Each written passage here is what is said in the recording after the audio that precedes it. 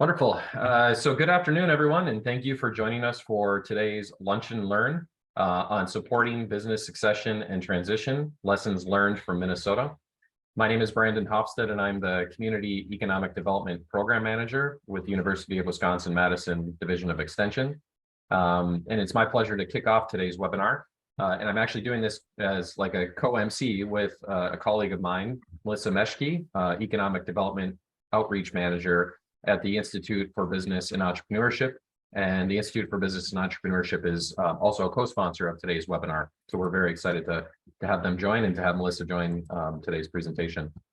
Before we begin, just a couple of thank yous. So first, a thanks to the U.S. Economic Development Administration. Today's webinar is made possible in part by a grant from the U.S. EDA in support of the EDA University Center at the University of Wisconsin-Madison.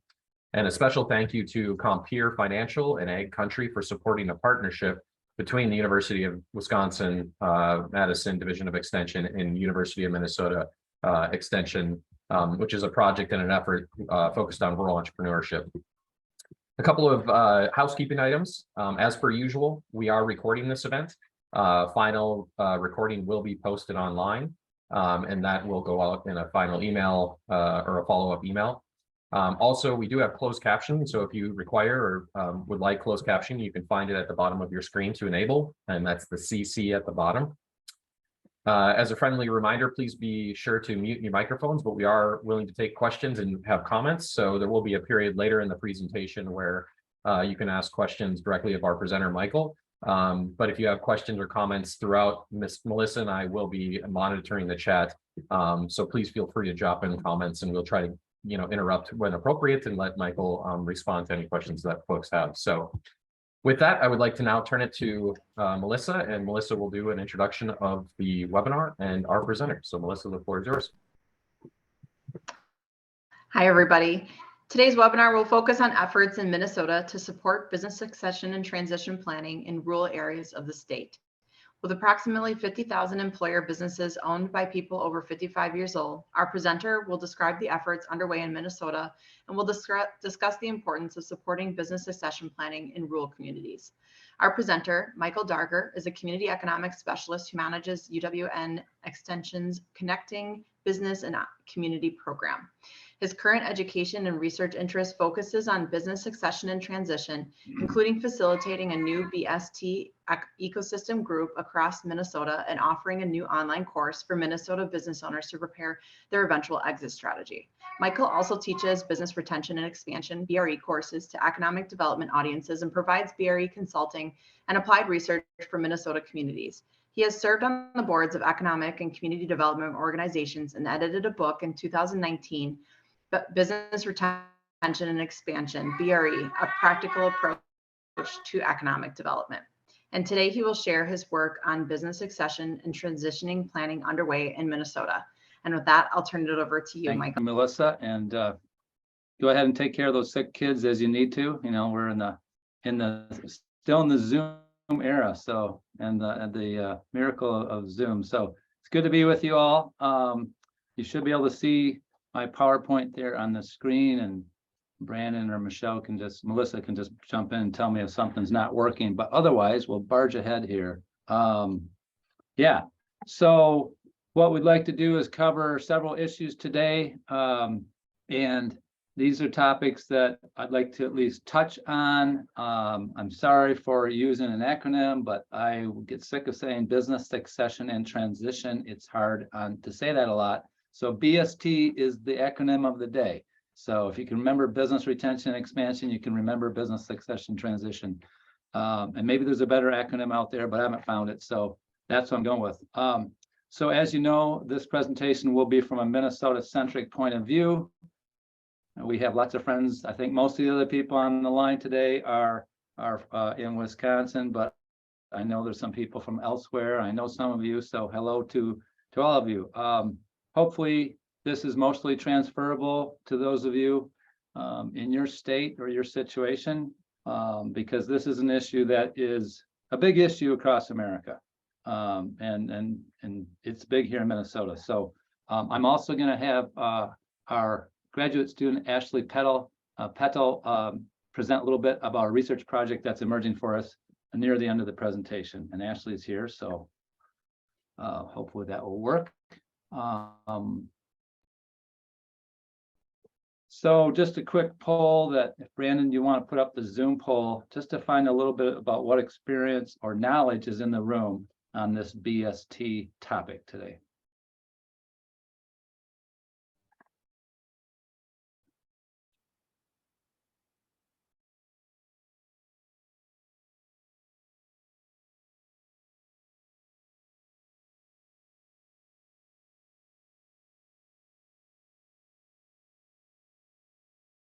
And I don't know what the denominator is. Last I saw, there was 40, was there 44 people here? So we had 101 or something like that registered. So you can cut it off whenever you want. Yep. We have 47 that were in when the poll was launched. So we're at 39, and I can end the poll here in just a second. All right. So we've got some people providing education, a few people doing coaching, and no one doing coaching of employees. Some in the entrepreneurship space, and some conducting research. So interesting. Okay, good. So we got some experience in the room, but we have a lot of people on the learning curve. So that's great. Thank you, Brandon. And we're on the learning curve in Minnesota. So I will keep going here. So how are we at the University of Minnesota Extension learning about this topic? Well, Liz Templin is a former colleague, now retired. She led a research project several years ago, which basically initiated the programming for us. I led a two-state initiative with your state, Wisconsin, a few years ago. And I don't know if Courtney or if any other people are here today, but that was with the University of Wisconsin Center for Cooperatives and Cooperative Development Services. And it was the former Michigan State hosting of the North Central Regional Center for Rural Development, and that was a grant about getting people to consider transferring their businesses to worker-owned cooperatives. So we've done some programming for the last several years, and I've started a BST ecosystem group in the last year and a half. I'll talk more about that later. We learn from sessions like this, and we have a new research initiative that Ashley and I will talk about later.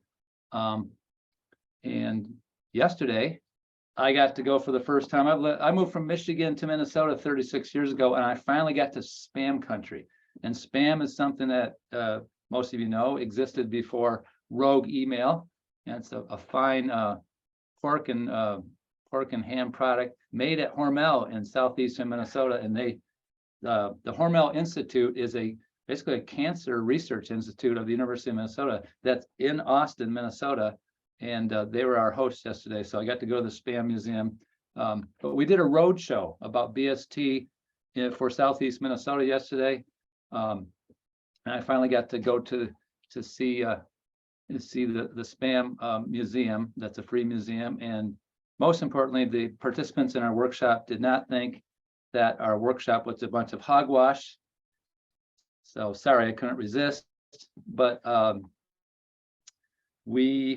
I have done my first two big presentations about this topic in the last 25 hours, including this one. So it was nice yesterday to be in an actual physical space with humans in the same room as me. And that was great because I got a lot of ideas. They got to connect with each other, and they had a lot of great ideas and questions, which again, all about the learning together about really what's pretty kind of a tough topic. Business succession transition is not an easy topic to deal with. For several reasons. But having said that, it's nice to have this webinar technology and to be able to share across state lines with how we've learned and struggled with this topic in Minnesota.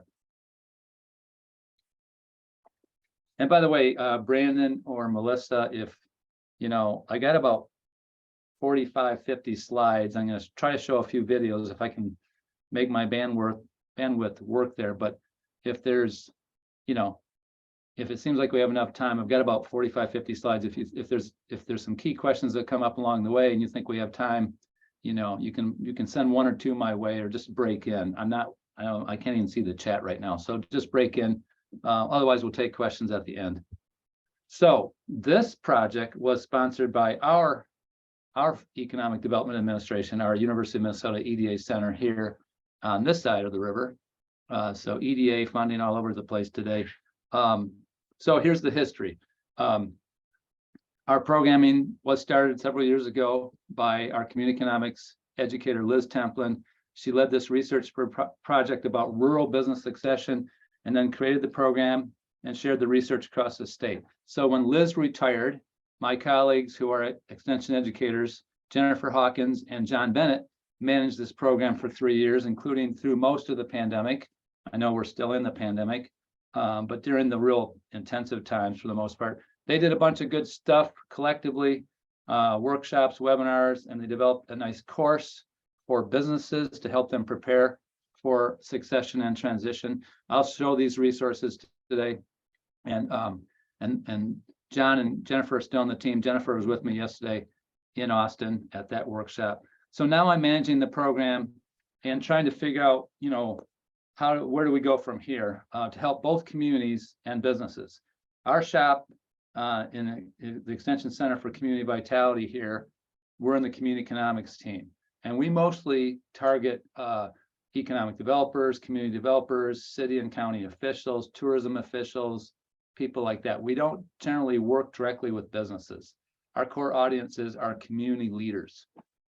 So going direct to business is kind of a new angle for us, and there's been some trials and tribulations with that. And there's arguments among the team whether we should even go direct to business or should just stay in our lane, our traditional lane of going to, you know, intermediaries, people who are around businesses and economic functions. So this presentation is an amalgamation of our cumulative knowledge and efforts, and I've kind of spliced together stuff from Liz, John, Jennifer, and myself, and hopefully it makes sense. And I'm scripting myself because there's a lot here, and I like to chase rabbits, so I just script things and I have it here in my reader notes. So, you know, Liz was approached several years ago by a community leader, one of our core audiences, who said, listen, they were concerned that the businesses in his town were not finding new owners when it was time for them to retire, or something happens in the family where they have to get out of the business. So we also saw that in our community business retention and expansion surveys, where we asked explicitly to the businesses, do you have a written business plan? And a separate question, do you have a written business succession plan for both the leadership and ownership of your company? And in both instances, the vast minority of businesses said, answered in the affirmative, that they had a written business plan or a written transition plan. Finally, we were seeing this in our farm transfer program in a separate center of extension, that regular businesses were showing up in a program designed for farmers, you know, for farm transfer, and we were getting Main Street businesses in there. So these are all indicators that is an opportunity for extension to move into action. And so we did, and we did some research. But before we talk about that, just an acknowledgement that small businesses are the lifeblood of local economies in many ways. You know, they contribute to the fiscal health of local governments. They are traditionally responsible for the majority of private sector jobs, notwithstanding what I don't know if Tessa's on the line today, but this, you know, the non-employer emergence in trend in entrepreneurship. But at least with employer businesses, the majority of jobs traditionally have been from, you know, from small businesses. And we see that in BRE. So, you know, small businesses are particularly critical for small communities, and many communities, hopefully most communities, are realizing that many businesses are owned by people who are of an age with me. I'm a younger baby boomer, and a lot of boomers are still holding on to their businesses and don't have exit plans. So, you know, just to acknowledge that not all businesses are destined to be transferred, but there are a lot of businesses in between, the stellar businesses who got their exit planning all, you know, copacetic and doing fine, and the businesses who don't plan, who are, you know, for various reasons shouldn't transfer. But there's a lot of businesses in between, right? So that's what we're trying to reach with BST. So just a couple other things here. I mentioned the farm transfer thing and the BRE data, but, you know, everyone needs an exit plan. And modern or contemporary entrepreneurs are entering into business with building the exit plan in from the get-go. You know, this exit planning is all part of basic business strategy, but not all the boomers knew this or just kind of dealt with this. So a lot of boomers don't. And this is not just about boomers, the BST thing, but it's largely about baby boomers. But everyone needs an exit plan, right? So I like this this little research piece that our Minnesota Center for Employee Ownership did, and hopefully I can get that to come onto the screen. And I'll move. So this is a little website that they have. And let me know, Brandon, if you can't see that. Otherwise, I'll assume you can. So at this website, you scroll down. They had a nice research project done by the Project Equity out of the Bay Area in California. And it's using pretty solid data from the BEA and other federal sources. And so they basically extrapolated, and this is like 4 or 5 year old data, but they're estimating that basically half of the businesses, the employer businesses in Minnesota, are held by people 55 plus. And that's all extrapolated, but that's pretty solid data. And you can see the different sectors represented here: 14,000 professional services, 8,000 construction. Let's see, blue is the healthcare and social assistance. So thousands of businesses. Now let's just go to Mower County, where I was yesterday. 53% of the businesses in the home county of Hormel. And if you go in some places in Minnesota, there's younger counties, but you see here the ones that have data, they're all just under or just over 50%. And so let's click on St. Louis County, our physically biggest county, the home of Duluth, and they have 1,700 businesses or so, and they're in all the different sectors. So, you know, this is an issue that faces the whole state and individual regions within the state. And that's a nice resource. I don't know if Wisconsin has something like that, but I'll talk more about employee ownership later. And this is the employee ownership people who publish this.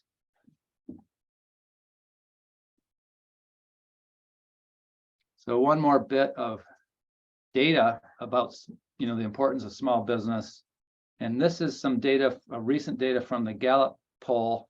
And they found that small business is the most highly regarded institution, you know, it's kind of like small I institution, but small businesses are more highly regarded than military, police, medical, church, or religious.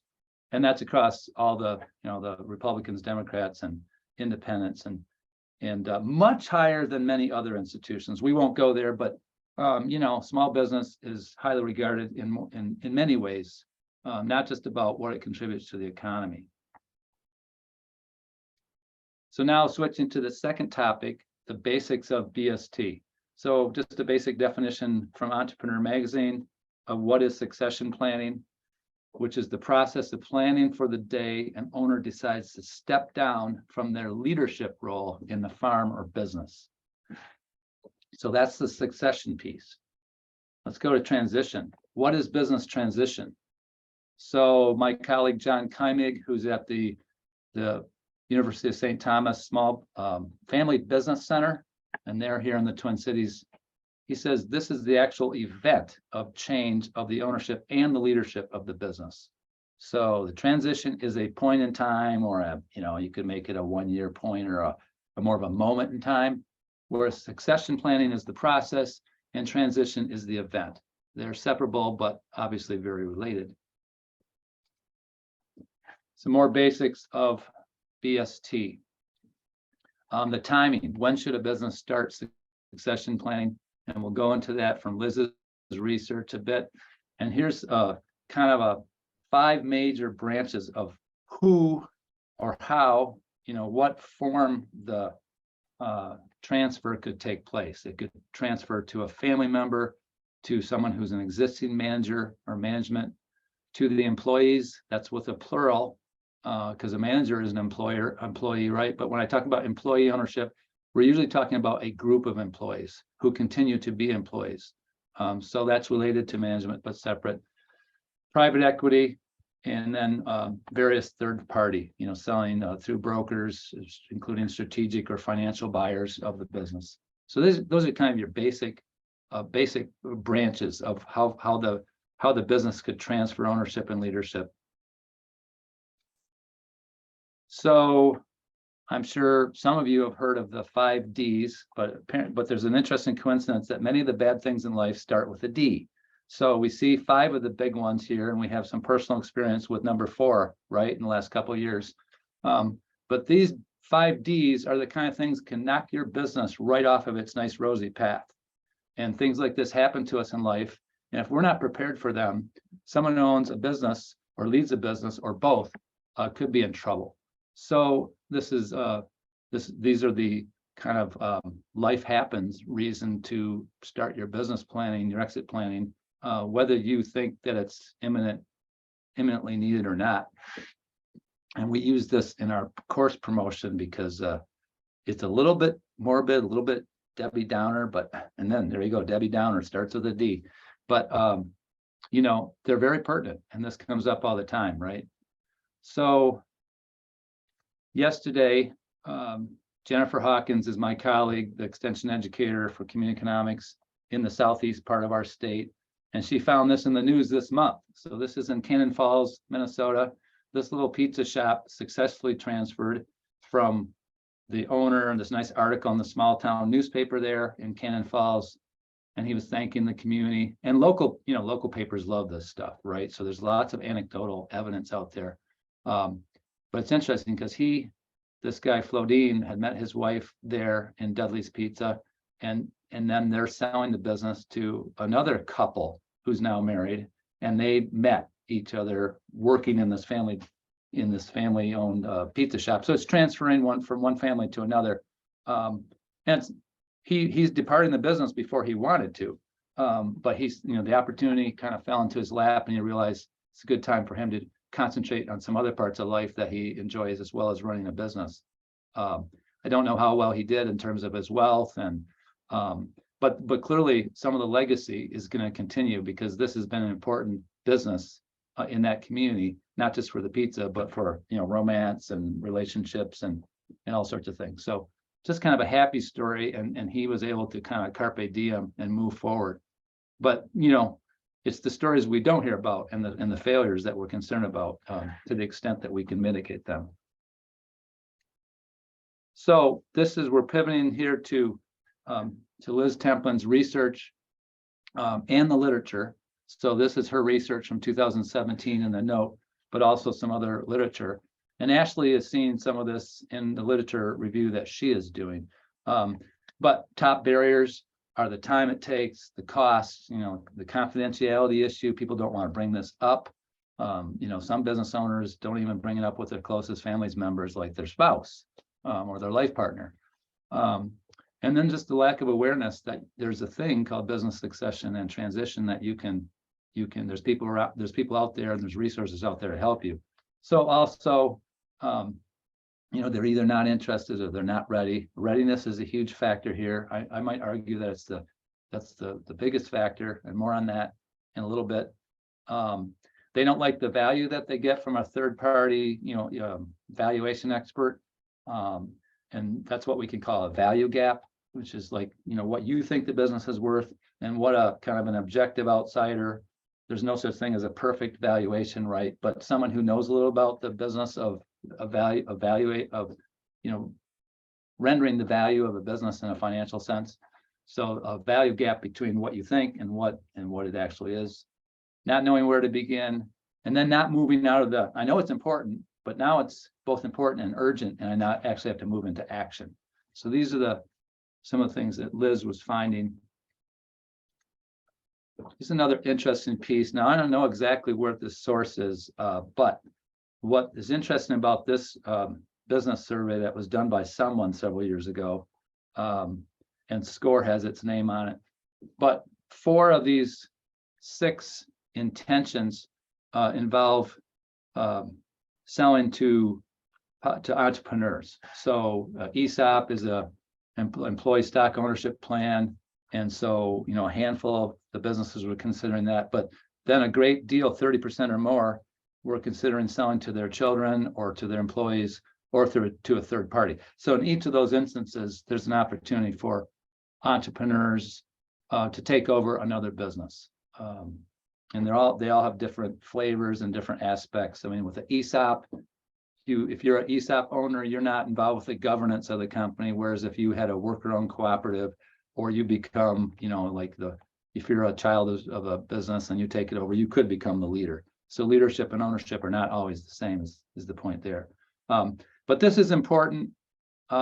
We have a specialist here, Ben Winchester, who has studied rural brain gain and rural migration. And in his research and others, we found that entrepreneurial opportunities are important to people when they consider moving to your rural community. So, existing businesses are part of that, right? So when Liz did her research several years ago, she surrounded herself with a large advisory committee that really filled a lot of the lanes of the whole business succession and transition ecosystem.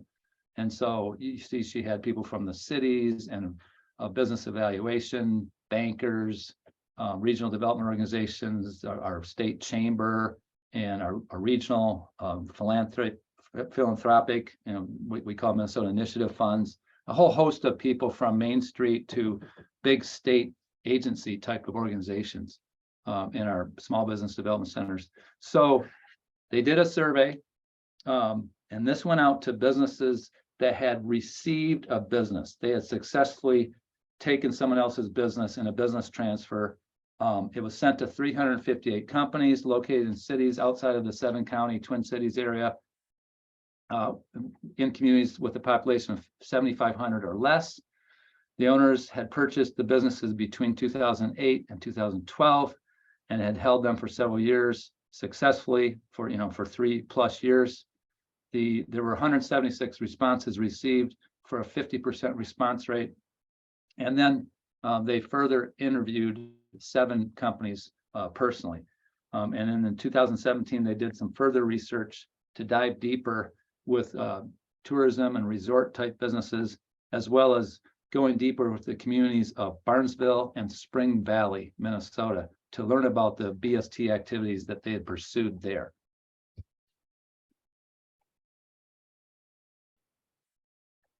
And in particular, they were asking questions about the transfer of the ownership and of the leadership. Now, the ownership is about the purchase of the business, including the legal, tax, and financial aspects, whereas the leadership is about the, how is this business run, the operating knowledge and capacity, the knowledge management, social capital.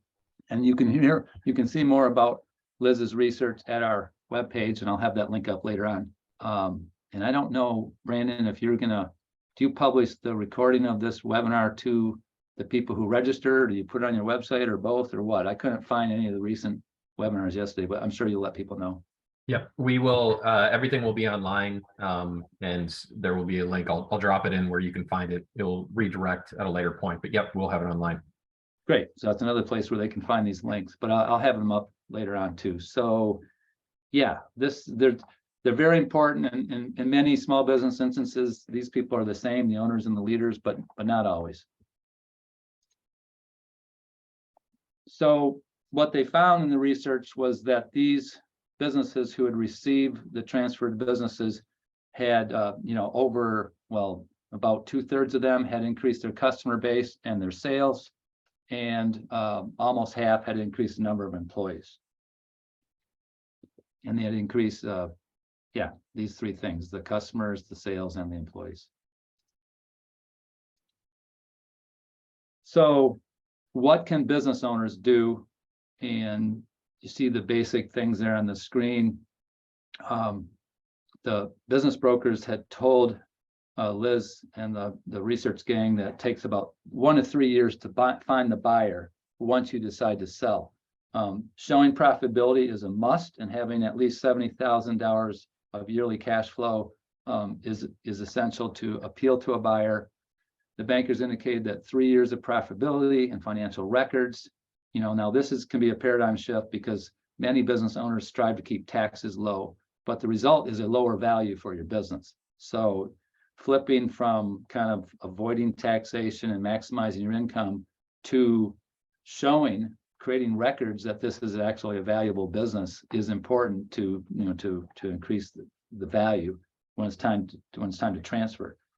So getting a business valuation to get a realistic price, and again, that value gap. If you don't see the price that you want, what can you do before you do sell to close that value gap? Creating a leadership transition plan. So the business brokers have buyers who are seeking turnkey businesses that are ready to go, but the seller has to prove that the businesses can run successfully without them, of course. And such a plan can include employee job descriptions and goals, information about key customers and supplier relationships. Again, all that social capital that the leader of the business has accumulated. So considering offering a mentorship to the new owner, and we're finding in the financing from SBA and other that this is increasingly a requirement that the outgoing owners, leaders can transfer. And so oftentimes the sellers are required to take a note or to have some patient capital involved to maximize their transfer of knowledge, so the new business owner can succeed. So how much time? Now they said 1 to 3 years, but I'm gonna, if I can get this video to work and still have it on the Zoom, how much time does it take to transition a family business? So I'm gonna riff a little bit on that because it's a very important topic. This is a more recent take on this question, and it's a clip from a new BST video series that I've started. I haven't published it yet, but we're working on having short video, i.e. 2 to 4 minute clips that anyone can use to in a workshop or to show a business owner, whatever. So you can make this BST thing work in wherever you are. So John Keimig is the director there, and he's a good ally in our BST ecosystem that I'll talk about in just a bit. And readiness is a huge issue here. So if I can get this thing to work, we'll show the clip.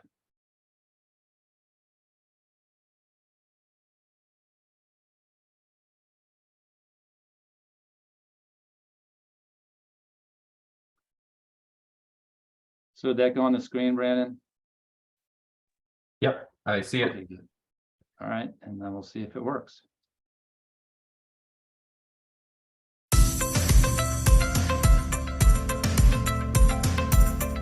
So how far out in advance should a family business, and I've heard that typical business across the board, they should be planning at least 5 years in advance, at a minimum 3 years. How far do you recommend for family businesses? Yeah, they say 5 to 10. And I think there are just a lot of those extra conversations. If you're planning to sell the business and you have never had family involved, it comes down to more of a technical aspect. On the family business side, you start to layer, what is mom and dad going to do in retirement? Are our kids the right people? How do we get them set up to be the right business leaders or right leaders of ownership? How do we gift the business? Do we sell them the business? Now you need attorneys on both sides to say, mom and dad value the company at this, the kids value it at this. So there's just a lot of those pieces that come in and say, wait, we got to deal with this. We got to deal with this too. We need to deal with this. How, as we look out 5, 10 years, very frequently, mom and dad's advisors, their accountant, their attorney, might be around their same age. So how do we transition into a new set of advisors potentially for that next generation? And so that's another layer. And now all of a sudden you've got twice as many advisors at the table talking about this transition. All right, so I cut it out there because I'm getting a little bit behind here, but you kind of get the point that there's a lot involved here. And the 1 to 3 years was from the brokers was like once you're ready to sell, but getting ready to sell is a huge issue. So we'll keep going here, and if I have time, we'll show another video later. But what helps buyers succeed? Having business plans and goals. Again, having the outgoing business owners and leaders transfer their knowledge, whether you call that mentorship or whatever you call it. Utilizing available resources, and there's lots of resources. We'll show you some of our Minnesota resources in a bit, and getting connected to the community, and the community has resources. So speaking of resources, who should the business owner surround themselves for their BST team? And here's some of the obvious people, right, around the business, and who's missing. Well, you know, what came up yesterday in Austin was the realtor, the banker, economic development professionals who were in the room yesterday. Now there's some interesting studies done by the Exit Planning Institutes across America, and there's a brand new one in Colorado that I'd recommend. And if you Googled Exit Planning Institute in Colorado or the Colorado Department of Employee Ownership, or you'd find it. It's the State of Owner Readiness. I haven't had time to put that on the slideshow here, but they interviewed or they surveyed 400 businesses in Colorado just recently. But in Minnesota, that same the Twin Cities chapter did a study 5 years ago, and I think in both instances, the people who did the study were just kind of astonished how few businesses actually have their spouse, their life partner, as one of their key advisors here, talking about this major life change. So, but another point I think that's essential here is that this is not a time for a do-it-yourself, or I can do it by myself, because you're going to do this once in life for the vast majority of business owners. And to think that you're going to get it right all by yourself in a DIY situation with a very complex deal is, I think is diluted. And that's what the exit planners would say. But the exit planners are self-serving. They want to get consultancies, and there's nothing wrong with that. But the state of owner readiness are the studies I'm talking about, both in Minnesota and Colorado and several other places across the country. So they're worth looking at. What can communities do? Again, this is from Liz's research. Find a champion, assess your local situation, identify the transition resources, again, that are out there, both locally and regionally and at the state level. Identify the ways to reduce the reasons that sellers won't plan, and raise awareness about this issue with firms across the community. And that can be something that is part of business retention programming too. So what else can communities do to support the ownership transitions? Connecting sellers and buyers. There was an example yesterday that we heard from Fairmont, Minnesota, and we have a case study about what Fairmont did with their like 7 different entities: the SBDC, the community education, the chamber, the city, like 2 or 3 other groups in Fairmont, and we have a case study on our website, but about connecting both emerging entrepreneurs and sellers. And they had having workshops.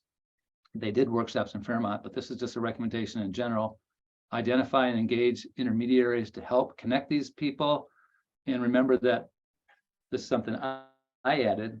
The buyers could be inside the business, whether it's employees or like the manager, and the person who teaches our class that I'll show in a minute actually had overlooked selling to her manager when she exited her business. And when he came to actually gave her his resignation, he was going to go out and start his own shop, she realized, oh, I should sell this business to him, and she did. So again, the buyer could be someone inside the business already. More on that in a bit. So, and then another thing I added is that sending business teams to our extension class here in Minnesota is just one thing that we've added to the ecosystem based on what I've learned. And one more thing, what can they do on the leadership transition? So going back to the stuff about rural migration and people moving to your small town, creating a community climate that welcomes and celebrates new people and businesses and diverse people and businesses is part of that, of course.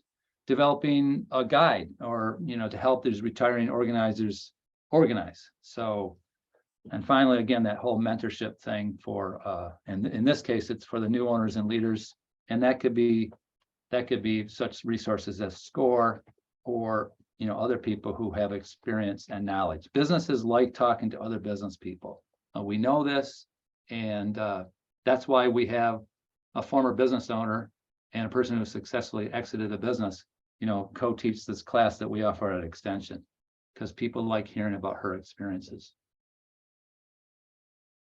And we talk about all that stuff on our website. A final note that Liz, and my colleagues put in their PowerPoints in our workshops was that these transition advisors are costly. So can you afford it? And I might add, can you afford not to have them? So I wish I had more information on that. Someone asked yesterday, what's the average cost of a business transfer? And that would be a nice hunk of data to have. So when I entered the scene a year and a half ago, engagement's a big thing here for University of Minnesota Extension. So first thing I thought about was let's engage with the other players in the BST space. And we did, and we've been engaging with them now Liz engaged with them in a big way about 6-7 years ago. So this is kind of a re-engagement, but this is at a smaller scale. But these groups are all kind of statewide resources. So you got the state chamber, you got the employee ownership people, you have our state SBDC network, you have the Family Business Center at a private university in St. Paul, and then you have us. And we've actually done a bunch of stuff since that time, and we've been meeting on and off for a year and a half, and we've done several things together. And several of them were in the room yesterday at this 2-hour workshop in Austin. So it kind of takes a village, in my estimation, to do business succession, whether it's in a community or kind of statewide. So I'm working with the people at the statewide level. What can we learn from each other and how to coordinate? And like that video, the video I just showed was something I thought of after getting to know John. And so we're going to try to do more videos and, learning pieces with other players in the ecosystem. So, and the SBDC people in the room yesterday said, maybe we should have Extension as part of this state grant on business assistance. I'm like, okay, let's talk. I don't know if that's a good thing or not, but these things can erupt or, just kind of emerge when you convene people under this topic.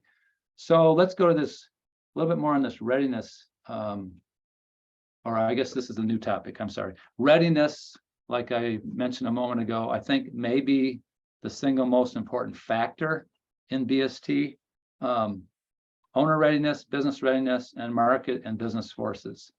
I would, from what I've seen so far, kind of the emotional aspects of an owner's personal readiness is probably the biggest challenge that's preventing people from, entering the planning process, continuing it, sustaining it, and succeeding at it. It's kind of daunting. We had a married couple who was amongst a team of 4 people from the same business who just finished our class with us last week. And I'm just going to say the husband said, there are a lot of personal emotions that came up to me in this course. And his wife said, I didn't realize this would be so much on the personal side. Now, our class doesn't, like, it talks about, business readiness, owner readiness, and all aspects of that, plus this thing called the market and kind of the macro economy.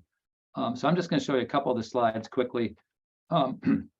This one gets at, the different aspects of what has to happen. The owner has to, get the money that they need to get out of the deal, their personal wealth. So a wealth advisor should be part of this, and they have to have a successful succession plan. So the knowledge of the business will transfer, and someone will want to buy that business. And then there's legacy involved, right? That bottom blue triangle. In terms of who does this, the outgoing business owner leader has to be ready, and then the incoming generation, whoever that is, whether it's in the family or not, they have to be prepared. And there's a mentorship period too. So, there's both legacy and there's several aspects, and there's different people who have to do this. So the next slide kind of points at all these, it's like Maslow's hierarchy, right, of needs, and going from the very basic to self-actualization. So this softer side of transition planning is a huge thing, and it's a very personal thing for these business owners and leaders. And I think that's a big part of what's impeding people from jumping in. So moving forward, we're going to move into the resources. So the Minnesota Chamber of Commerce is one of our ecosystem partners, and they're publishing just on their website various resources out there kind of at the state level. We're listed as rural business. You know, I don't exclude the Twin Cities, but our studies so far have been about rural business. But our coming study will hopefully include metropolitan areas and not just be rural focused, because this is indeed a statewide issue. But you know, it has a particular impact on rural communities, of course.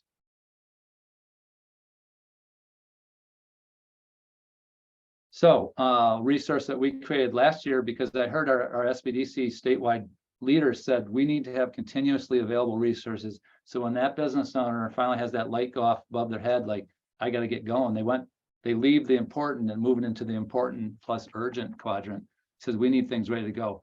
So we made our class available 3 times this year, and it's a online class, 5 weeks. And you know, here's a participant from a couple of years ago who said it was definitely worth it in their testimonial. But you know, like I said, we have an experienced exit planner who successfully exited a business herself, is our lead instructor, and I kind of host the class. I'm gonna be honest, we offered 3 sections of this year, and we had 13 businesses sign up. We had to cancel one of the sections, and the previous 2 offerings. So that was a strictly online statewide offering, and the other 2 times we offered it were with extension educators in regions who kind of put together cohorts, including economic developers. Between all 4 of those sections, we got to 30 businesses. Now, if you recall, we have 50,000 plus businesses in Minnesota, so we're reaching a few of them. But you know, what is it that's impeding people from coming in? Is it, you know, it could be the, you know, a family business person says I'm not charging enough for the class. And that's not something we hear in extension very often, is that you're charging too little. Some other people, we had a panel discussion at our BRE class a few weeks ago, and they said this whole thing about talking about death and divorce and succession and exit planning is that puts people off. You know, you have to have a happier name, or at least more of a kind of a neutral name. So a guy in our class said that he went to a owners summit in St. Louis, and the place was packed with businesses. And then they talked about exit planning and legacy and you know, death and taxes. They talked about this stuff, but they didn't kind of put it right in the title. So we're working on that, how to promote this thing. But the nice thing was that yesterday, one of the people sitting in the workshop in Austin says, I'm gonna send up to 5 businesses and pay for half of the cost for them to go to your class. So that's one of the reasons why we're having these road shows, is to create awareness. Now, we do have an online virtual workshop for community leaders. That's free. It's on our website, and that's again for economic development types. And so that's on that website. This is our kind of our general repository of stuff. And I have, if you really want my pack rat version, there's my personal website there. But whole collection of stuff for, you know, BST, and it's all part of the business retention space in my mind. So that's why I lump it with there. Now back to the external resources. Our class is a instructor mediated class. It's live. You know, there's weekly sessions with instructors. Here's a class from the Minnesota Center with a private consultant, and it's all DIY. It's all self-guided, asynchronous, as we like to say. So, you know, there's a couple classes in Minnesota, and people from outside of Minnesota can take these. They were just created inside of Minnesota. So another topic is employee ownership, and this is worthy of its own mention here for a couple, you know, because a lot of people in America and Minnesota don't know much about employee ownership. If they know about it, it's oftentimes an ESOP, but a lot of people don't even know about ESOPs. We have a lot of ESOPs in Minnesota, 250 to 300 or so. We have very few worker cooperatives, and that was the point of this 2-state project that I did with Wisconsin a couple of years ago, trying to create awareness of that option. So I think I'm going to skip the video, but there's a really nice video here about employee ownership that's at the Minnesota Center for Employee Ownership. It does a real nice job of kind of, whether you're a business owner or someone like, you know, an extension university type like you all, of explaining it in 2 minutes. And Minnesota has a really good center. Wisconsin's got an emergent center. I think Purdue, some other people are here. So these states in the blue have centers. I'd encourage you to check those out. But bringing employee ownership up, I think, is important. And here's Rutgers University is the preeminent place for research and teaching on employee ownership. And I went to their Vice Chair Symposium this past summer. It was wonderful. They have a curriculum library with over 600 resources for learning and teaching about EO, employee ownership. So here's my hypotheses, just for fun. I can't prove any of these. So I think that EO is the most likely form of business transition to keep a business local in a business retention sense. So if you sold a business to 5 or 15 business employees, and good luck getting them to decide to move that business out of town if someone came along, not that it would happen, but offered a wonderful TIF package or something of incentives. I think employee ownership is the most likely to make the deep roots stay in that community of origin. And then 2 related things. I think that it's under its equilibrium point for what it could be. And just a minute, yeah. Because 2 things. Employee ownership, the research indicates that there's higher company performance and employee performance when workers are owners. And I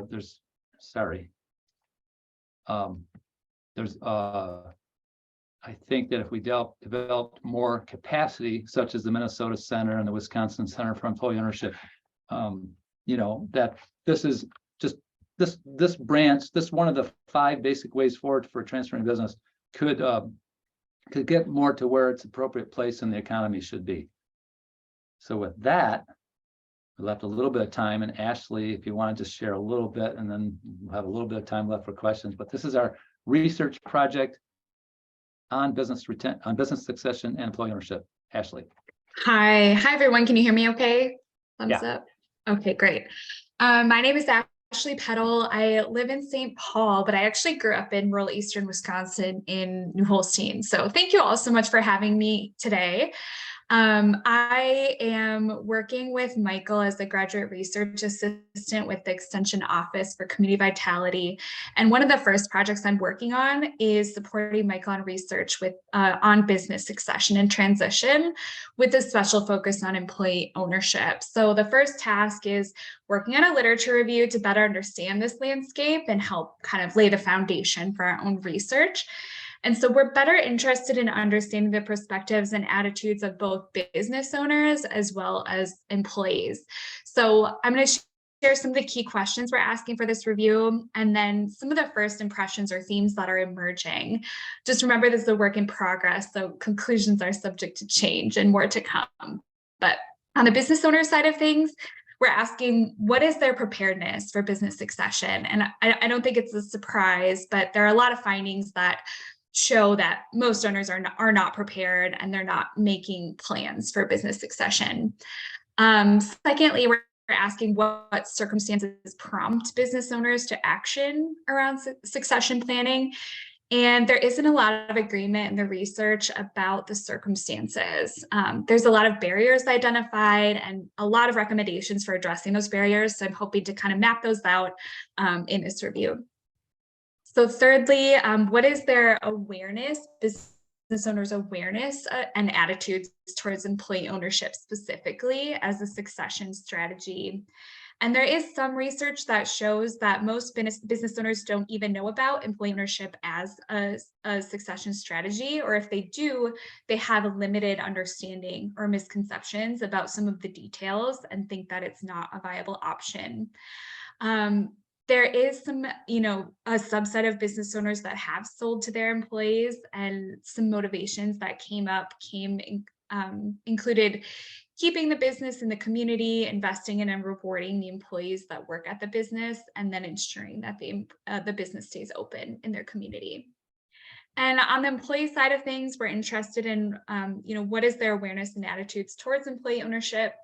And there's not a lot of research in this area. I've found a few studies, but there's not agreement about employees' attitudes before or after participating in employee ownership.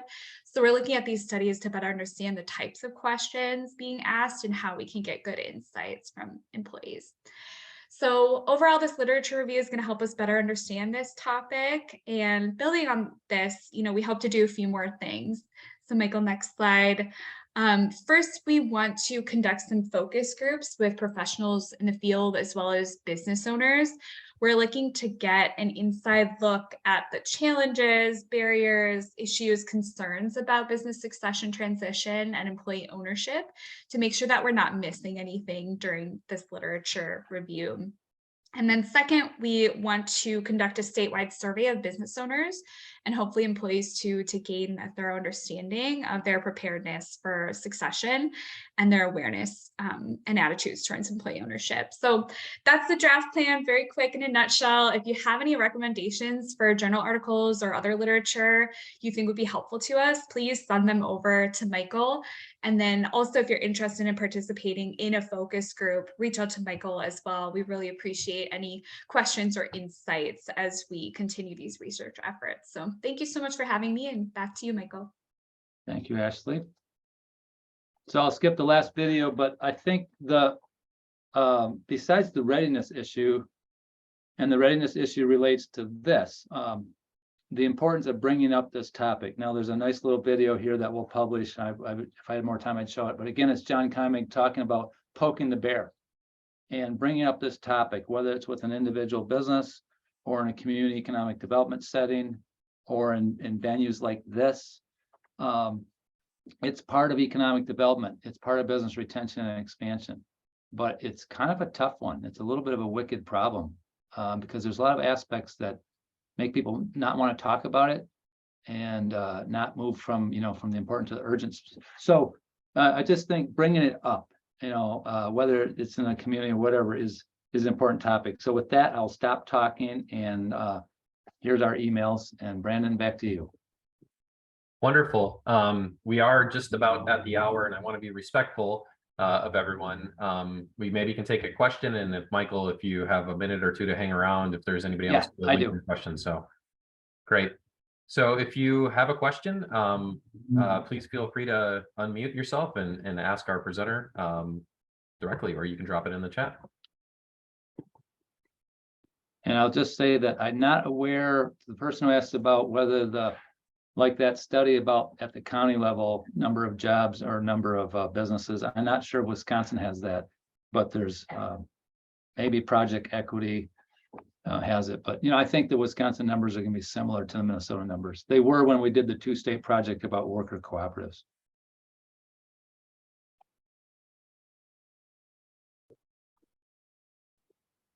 And thanks for the people who put all those things in the links and stuff in the chat. So Steve does have a comment. I don't know if he jumped off. Yeah, I can see that. Yeah, kind of, they are the business. I mean, that's the whole thing about transferring the knowledge and so that takes time to develop the employees or develop whatever it is somehow to transfer that knowledge, Steve. I mean, yeah, it takes effort. And, but if they are the business, then you're right. It's not transferable. But if I like what Lori Moen says, our lead instructor, she says, you need to work on the business and not just in the business. So if you consume by being the business and being in the business, you'll never get to the point of making it a transferable, valuable business that you could transfer. So that requires some work. So which of the following do you consider to be the single biggest barrier to EO adoption? 1, awareness, 2, complexity for adoption of the process, or 3, finding the funding. Great points, and they're all relevant. It starts with awareness. These centers like the Wisconsin Center, Minnesota Center, the Indiana Center can help. The financing, one thing that's interesting is that there's no entity that has like EO capital. Like private equity brings capital to the table. Strategic buyers will often bring equity to the table. Capital to the table. So, but the EO, the employee ownership centers can help there is capital out there. But all of those are very, very pertinent. And so naming it, bringing it up, and also with employees. That's why we want to do this research with employees as well as businesses. So that's going to be interesting to see. Employee ownership is not for everybody, whether it's ESOP or co-op or employee ownership trust, which is a really cool form that's not it's not in the Midwest yet. It's on the coast of the employee, and that's under trust law. So they're called employee ownership trust. So there's a lot there, but just bringing it up. The two businesses that were in our class that finished last week were both really intrigued by the employee ownership thing that we brought up, including that 2-minute video. I'm like, I have to reconsider that, because they'd only thought it was ESOPs, and ESOPs are not for everybody. And the one of those two businesses was really thinking that a worker co-op or a third-party sale were his top two ideal buyers. So that was interesting. And I don't see any more questions, Brandon. Yep. So, and it is after the hour. Again, if you have further questions, please feel free to stick around for just a minute, and Michael will stick around for a minute as well. But otherwise, thank you everyone for joining us for today's Lunch and Learn. And for those of you who are exiting, I hope you have a wonderful day, and we'll do this again in the near future.